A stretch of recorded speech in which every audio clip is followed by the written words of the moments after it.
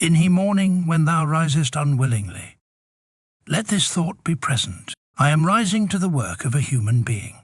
Why then am I dissatisfied if I am going to do the things for which I exist, and for which I was brought into the world? Or have I been made for this, to lie in the bedclothes, and keep myself warm? But this is more pleasant. Dost thou exist then to take thy pleasure, and not at all for action or exertion? Dost thou not see the little plants, the little birds, the ants, the spiders, the bees working together to put in order their several parts of the universe? And art thou unwilling to do the work of a human being? And dost thou not make haste to do that which is according to thy nature? But it is necessary to take rest also. It is necessary. However, nature has fixed bounds to this too.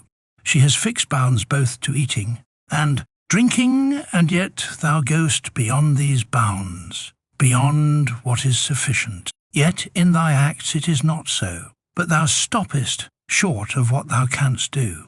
So thou lovest not thyself, for if thou didst, thou wouldst love thy nature and her will. But those who love their several arts exhaust themselves in working at them unwashed, and without food, but thou valuest thy own nature, less than the turner values the turning art, or the dancer, the dancing art, or the lover of money values his money, or the vainglorious man, his little glory.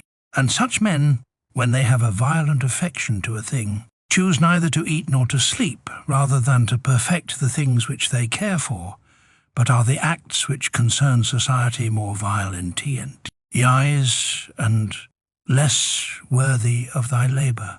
How easy it is to repel and to wipe away every impression which is troublesome or unsuitable, and immediately to be in all tranquillity. Judge every word and deed which are according to nature to be fit for thee, and be not diverted by the blame which follows from any people, nor by their words.